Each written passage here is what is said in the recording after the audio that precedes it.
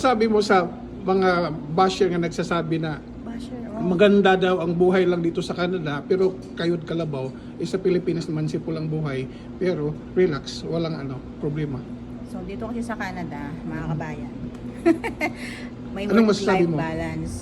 Kahit na work ka, kaya mong masustensahan yung buhay mo. Mm-mm. Hindi kumpara sa Pilipinas, relax.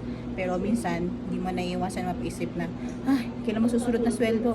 Yung mga ganun ba? So parang nararamdaman na minsan, talagang kinakapos ka pa rin kahit sabihin natin na ang work mo yun are in a professional level.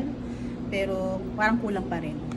Sa umpisa lang yung mahirap, di ba, dito sa So Canada? umpisa lang mahirap. Pag nakuha mo na, Basta masipag, tsaka meron kang, alam mo yan, yung willing ka na mag-upgrade dito sa Canada.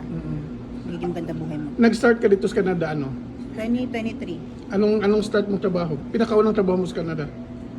sa A&W, QC? sa kitchen, Ngayon, nurse. nurse. Mm. And leveling up na, hopefully. Hopefully, director soon. Ay, Pag matyaga ka, may diskarte ka, may determinasyon ka, aangat talaga ang buhay mo. Katulad niya, nag-start, pumunta siya dito sa Canada as A&W for the counter attendant. Dahil nurse siya sa Pilipinas, nag-aral siya dito, nag-apply siya dito, nakuha niya ulit yung isang posisyon na maging nurse din dito sa isang retirement homes. Ganun lang yun.